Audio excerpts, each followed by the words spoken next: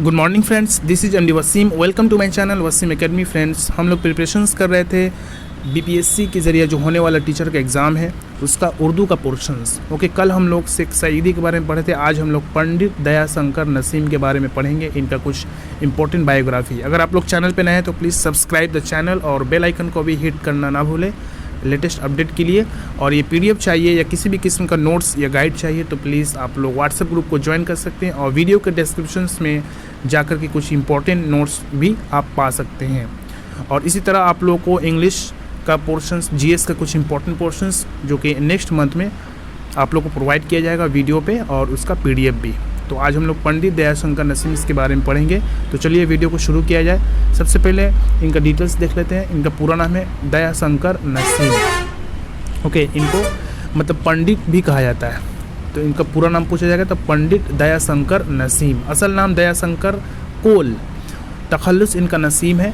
इनकी पैदाइश है 1811 ईस्वी में। मकाम लखनऊ में ये पैदा हुए, यूपी में। साल वफ़ात 1845 में, बहुत ही कम उम्र में इंतकाल कर गए। 1835 में इंतकाल कर दिए। और इनका मकाम वफ़ात लखनऊ। इनका उस्ताद थे ख्वाजा हैदर अली आतिश। ओके, इनके उस्ताद थे ख्वाजा हैदर अली आतिश।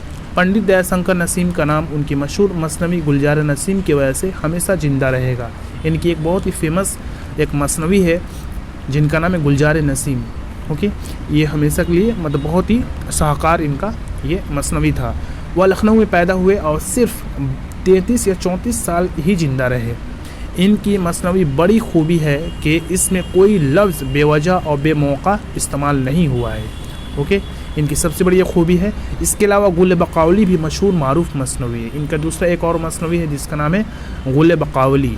ओके, तो इनका ये खुसूसियात है कि कोई भी लफ्ज़ यूज़ जो किए हैं बेमौका और बेजा इस्तेमाल नहीं किए हैं। और गुल बकावली इनका मशहूर मारूफ मसनवी है। इसके अलावा इनका जो मशहूर हुए हैं ये मसनवी गुलजार नसीम की वजह से।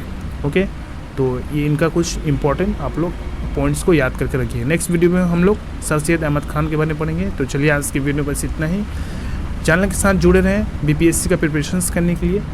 Thank you friends, thanks.